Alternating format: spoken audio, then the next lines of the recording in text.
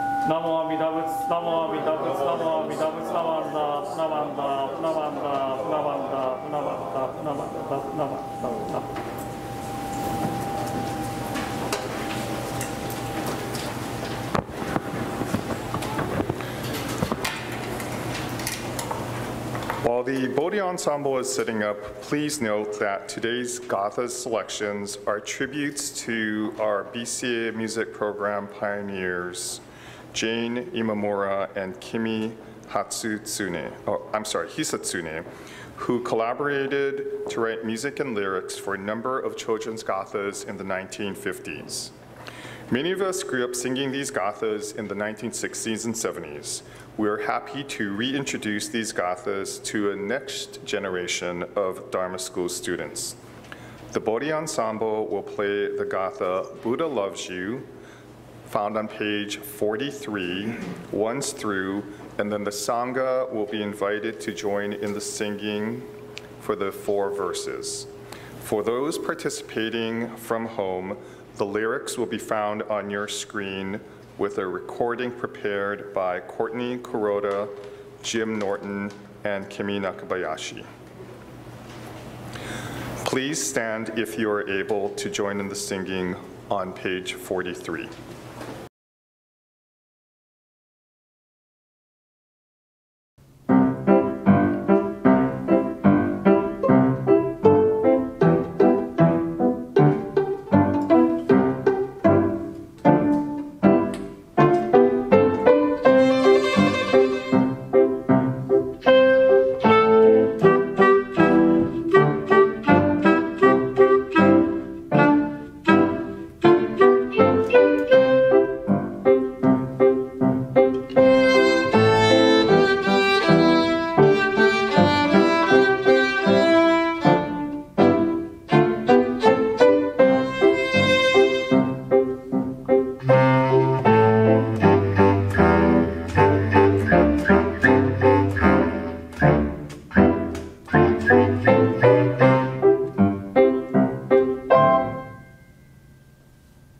Please remain standing for the reading of our pledge. It's found on the inside of the printed program for today.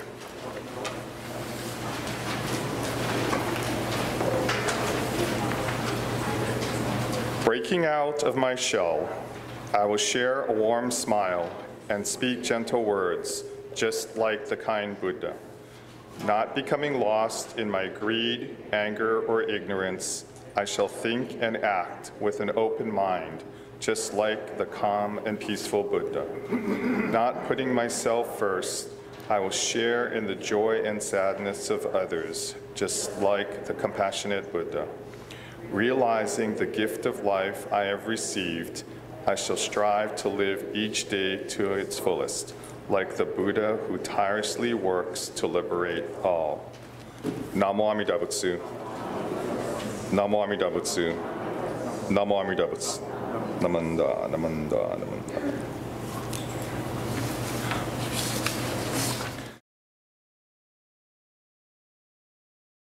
Here for many, many years, and then he was assigned to the White River Temple where he retired.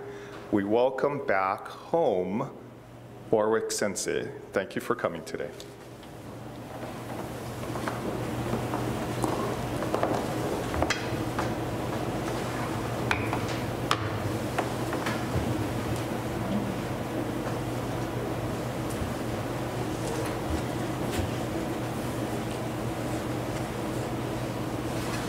I have not seen so many familiar faces in one place in a long time.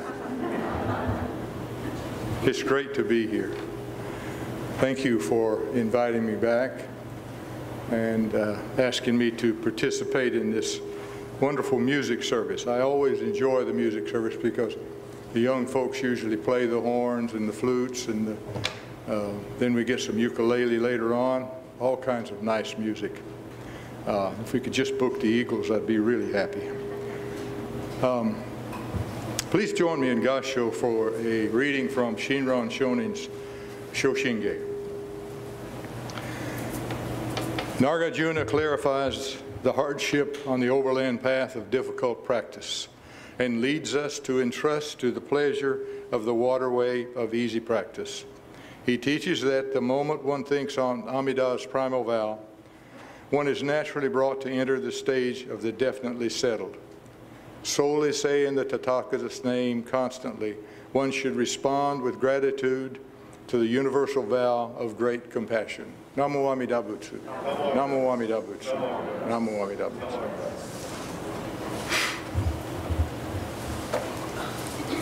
Well, it's nice to be retired, and Rona and I just returned last week, or maybe week before last, from a couple of cruises.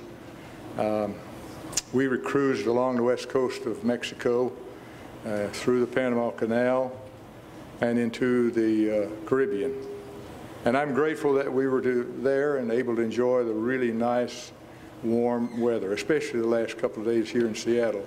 Makes me feel even more grateful having that experience.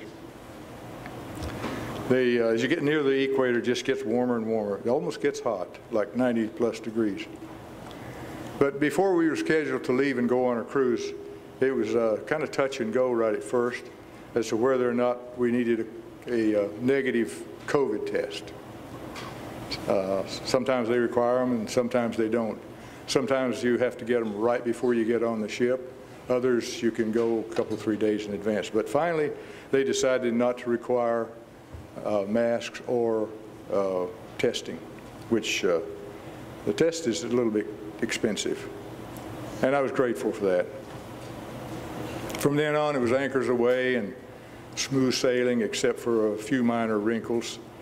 And as we were cruising the Caribbean, Hurricane Ian decided to make landfall in Florida. And our port, Jacksonville, where we were supposed to end our cruise, they closed and just left us at sea. But gratefully, the captain sailed us to a real safe place in the Bahamas, and we waited out the storm, got a couple extra days on the ship free, which was nice. Maybe put on another pound. It appeared that my brother's home in Sarasota was going to be hit by Hurricane Ian, but fortunately and gratefully that I am, Ian came ashore several miles south of where he lives.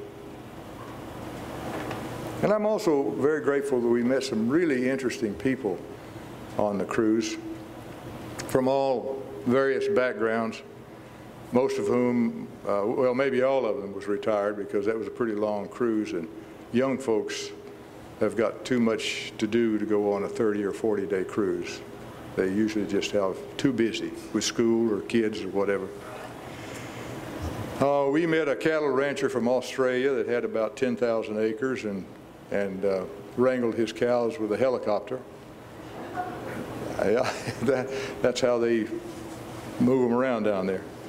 We met an aerospace engineer who lived in Canada, and an aircraft mechanic from St. Louis, a nurse from New Zealand, a butcher from Seattle, just to name a few people.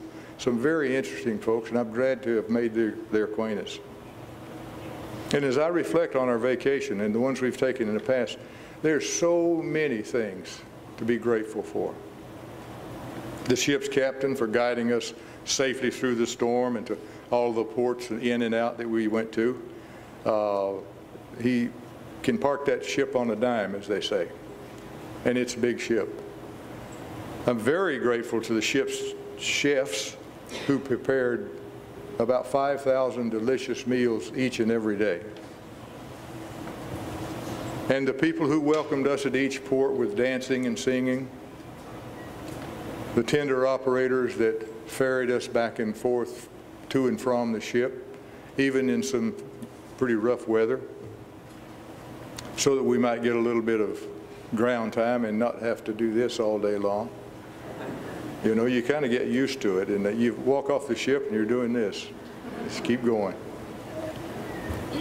I'm also grateful to those people who came aboard and entertained us with each night with singing and dancing and music. Maybe some of these guys here will wind up doing that someday. We also had a few comedians come on. I'm grateful to the hotel staff who cleaned our room each and every day, our cabin steward who placed the upcoming schedule and the 2 little pieces of dark chocolate on the bed every night and during the turn-down service. Rona loved the little towel animals that they make, little monkeys and things, and we'd come in sometimes and there'd be a monkey hanging from the shower curtain, or it looked like a monkey. I'm really grateful to the pastry chef for making all the desserts so small so that I could actually have 2. There were very many different flavors of ice cream, and I'm so happy about that, butter pecan especially. And I am really grateful to Rona for forcing me to climb the stairs all the way up to the 11th floor to the dining room instead of taking the elevator, which in turn allowed me to have 1 more dessert or an ice cream. I'm grateful to the bus drivers, the airline pilots, and all of those folks who made our trip enjoyable. Our son-in-law who picked us up from SeaTac about midnight. Now that one I got to return the favor because I had picked him up last night at midnight. Seems like all the planes land at midnight out there. I'm always going out and it's always late. But if we reflect deeply in our lives, there's an infinite number of things that we have to be grateful for. So many things that I could stand here and try listing them and I'd be here months and months and maybe years and years. So many things to be grateful for. The following words about gratitude were attributed to Shakyamuni Buddha. He said, "These 2 people are hard to find in the world." Which 2? The one who is first to do a kindness and the one who is grateful and thankful for a kindness done. Now in saying that, that kind and grateful people are very rare. The Buddha is not really trying to say, well, I guess he is really stating a simply a real harsh truth about humans. It's true. Most of us are not very grateful and most of us are not kind. But he's advising us to treasure those kind of people when we find them. And I know from being here at Betsuin that there are folks here like that. I've known them for years. But more importantly, what the Buddha is telling us at that point is he's telling us how to go about becoming a rare person ourselves, called a white lotus. Now, since we were vacationing in the area of the ocean down in Florida area, the Caribbean, here's a true story. I hope I haven't told this here before, but anyway, if you're like me, you've probably forgot it anyway. And it's told by Paul Harvey. Most of you know who Paul Harvey is. I don't know if the young folks do or not, but he was a newscaster that would always tell stories. And he says, is it gratitude that prompted an old man to visit an old broken down pier on the eastern seacoast of Florida? Every Friday night until his death in 1973, this old man would return walking slowly and slightly stooped with a large bucket of shrimp. The seagulls would flock around this old man and he would feed them from the bucket. He would stand there tossing the shrimp up in the air to the hungry birds.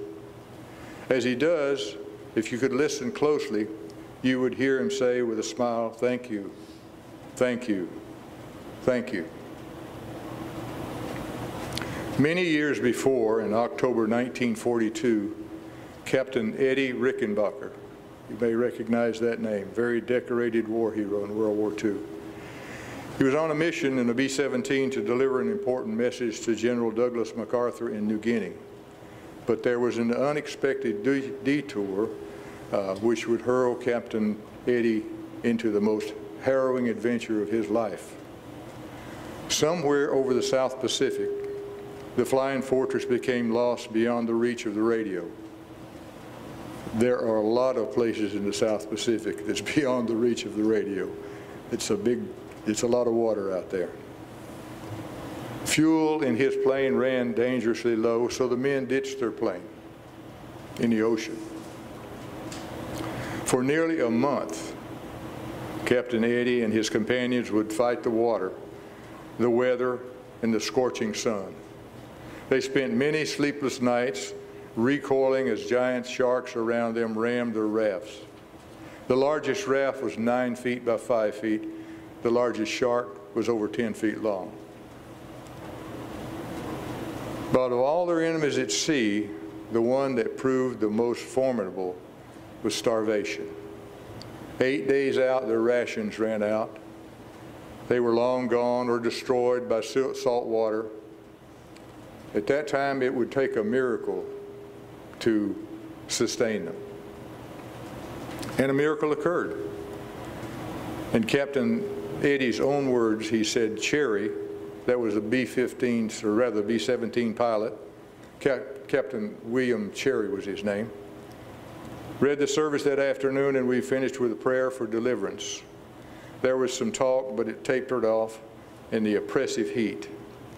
With my hat pulled down over my eyes to keep out the glare, I dozed off. Now this is still Captain Rickenbacker talking. He said, something landed on my head. I knew that it was a seagull. I don't know how I knew, I just knew. And everyone else knew it too. No one said a word, but peeping out from under my hat brim without moving my head, I could see the expression on their faces. They were staring at the gull. The gull meant food, if we could catch it.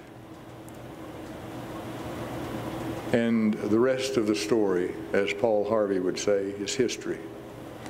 Captain Eddie caught the gull, its flesh was eaten, its intestines were used for bait to catch fish. The survivors were sustained and their hopes renewed because of a lone seagull, uncharacteristically, hundreds and hundreds of miles from land, offered itself as a sacrifice.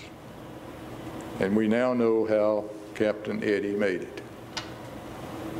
And we know also that he never forgot.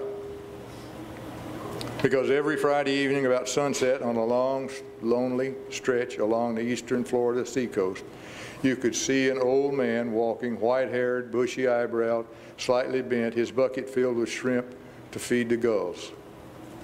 To remember that one which, on a day long past, gave itself without a struggle.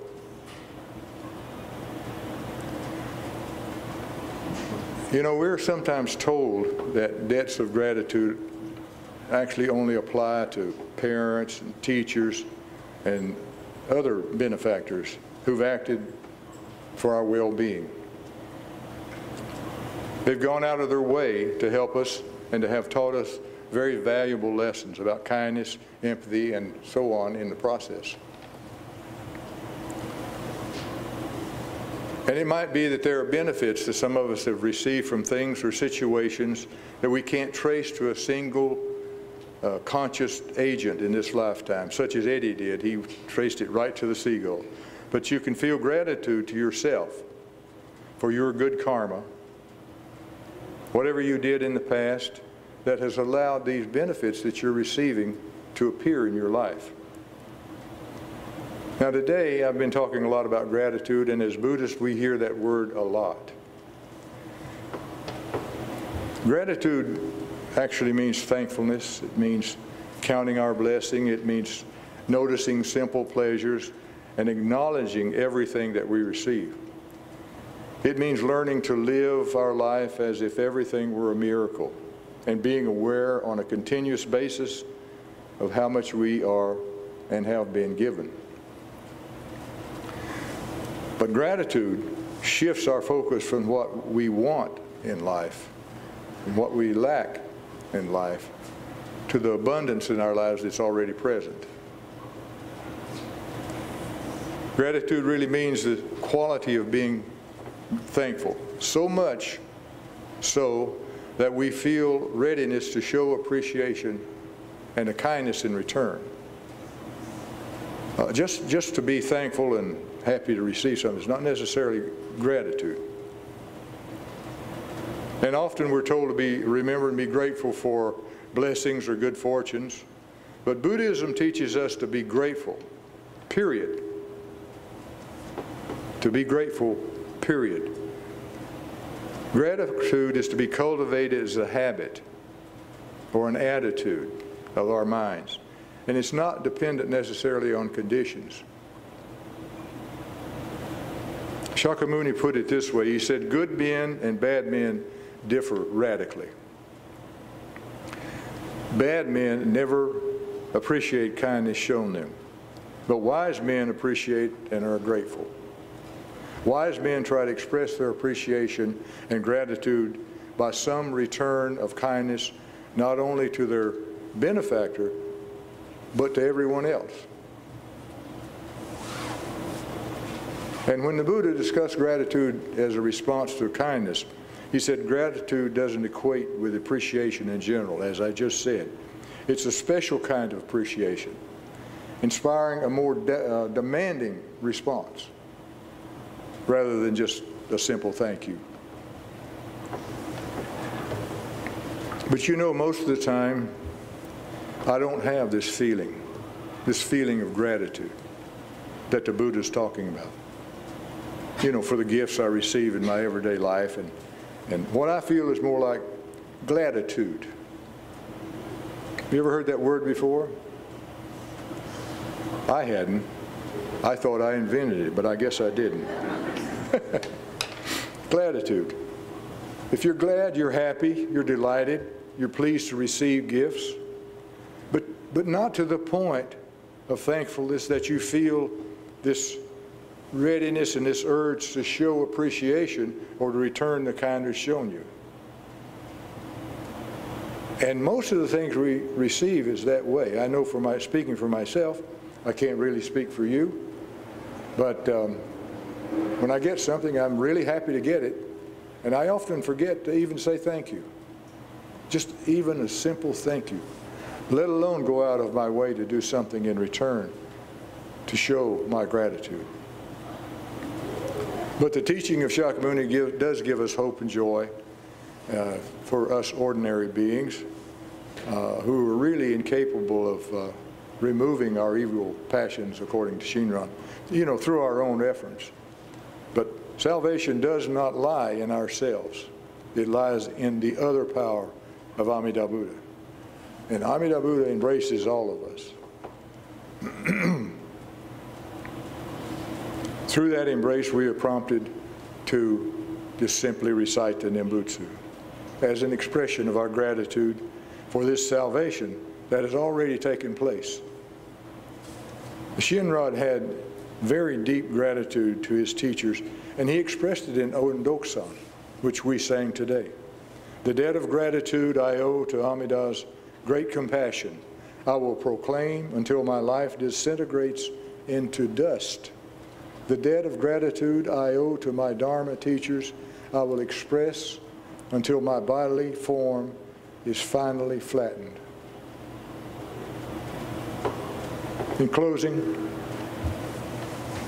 please understand that someone who has a cold, selfish mind can never have such a heart of gratitude without change. If you have no money or no possessions, you can still have a heart full of gratitude. No matter how much money or wealth someone receives, they can never, ever have such a joy of gratitude. Replacing this heart of gratitude with one of gratitude is essential, but it's very, very difficult to do. We have to work at it all the time. So with that, please join me in Gasho as I read from Chantal, who expressed it this way. Chantal says, "It's extremely difficult, is it, to encounter an age in which the Buddha appears. And difficult indeed for a person to realize the wisdom of Shinjin, or true and trusting. To come to hear the Dharma rarely met with is again among all things most difficult. To realize Shinjin oneself and to guide others to Shinjin is among difficult things, yet even more difficult. To awaken beings everywhere to great compassion is truly to respond in gratitude to the Buddha's benevolence." Namo Amida Butsu. Namo Amida Butsu. Namo Amida Butsu. Namo Amida Butsu. Thank you for coming, and thank you for listening to my Dharma message, and thank you for inviting me to speak today. And have a wonderful rest of your day. Please stay tuned to this very station, and we'll have Dharma exchange afterwards. Thank you very much.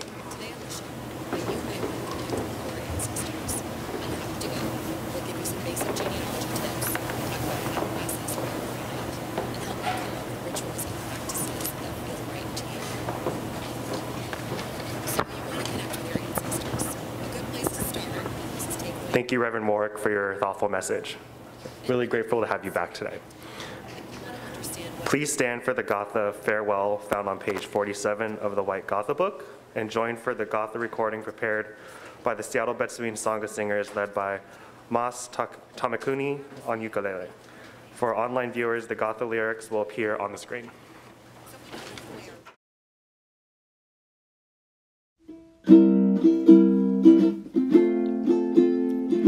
Dharma school is over for another day. Let us gather round the shrine, bow our heads and say, thank you, teacher, for your help. Thank you, everyone.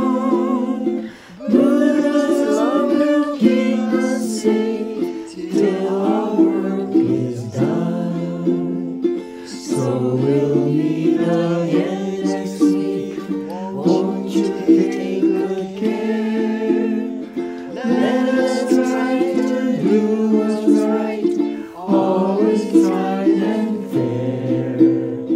We shall spread the happiness faith in Buddha brings. Now it's time to say goodbye till we meet again. Namo Amida Butsu, sing this fine refrain.